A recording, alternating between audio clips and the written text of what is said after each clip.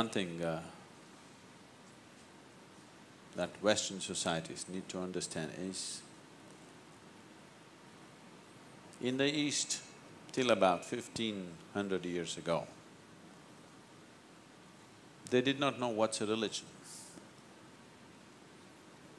Particularly only in the last 600 years to 800 years, that the idea of religion became strong in that area.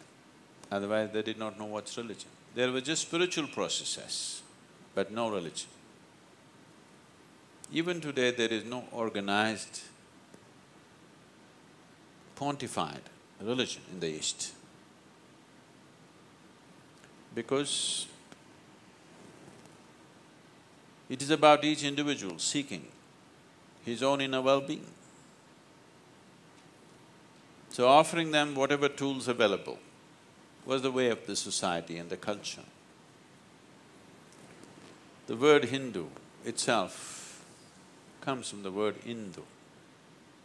The culture which was born on the banks of river Indu, which the British pronounced as Indus, that culture is referred to as Hindu or Sindhu. So, Hindu is a cultural identity, geographical identity, not a religious identity. Yes, it is true that most of the work with the inner nature, the inner mechanism of the human being, maximum amount of work was done in that part of the world. So naturally, it got identified with Hindu way of life and the yogic systems got identified.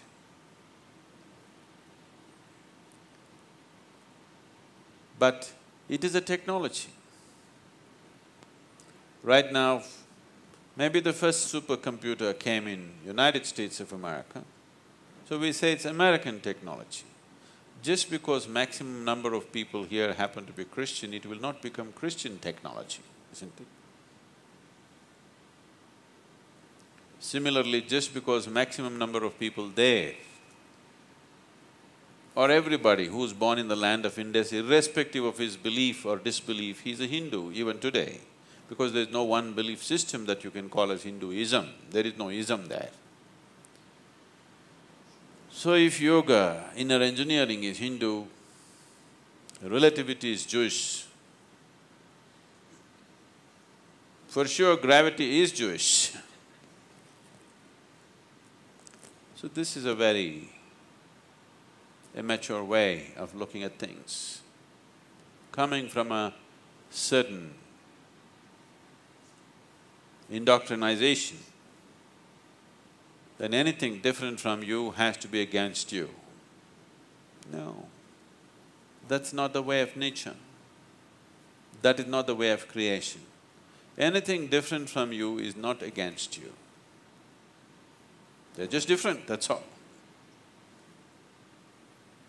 If you don't keep that down, you will behave in very rudimentary ways, which unfortunately has been the history of humanity. Anybody who looks different from you, you naturally treated them as an enemy. They have to look like you, they have to talk like you, they have to eat like you. Only then you're comfortable. This has to go.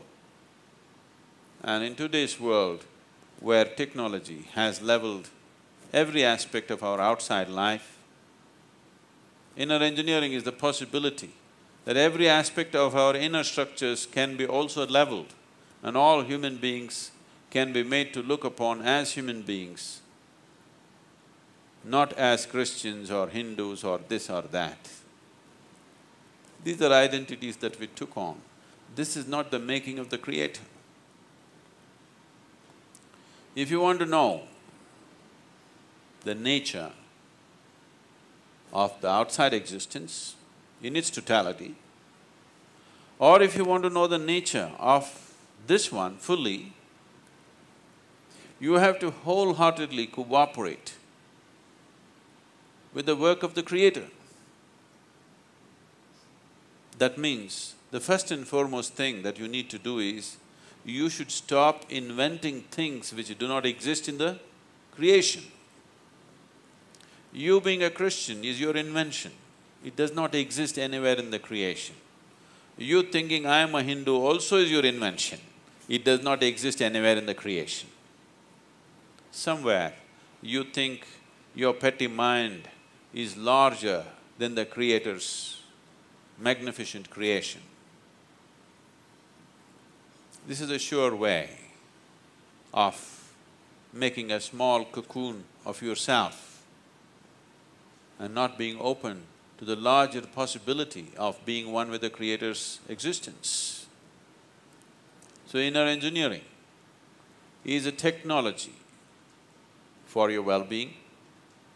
It is also a technology to break the limitations of your individual self and to know the universality of your core self. It cannot belong to any kind of divisive identity. Inner engineering is a possibility for a human being to move from his limited ways of existence to limitless ways of the Creator.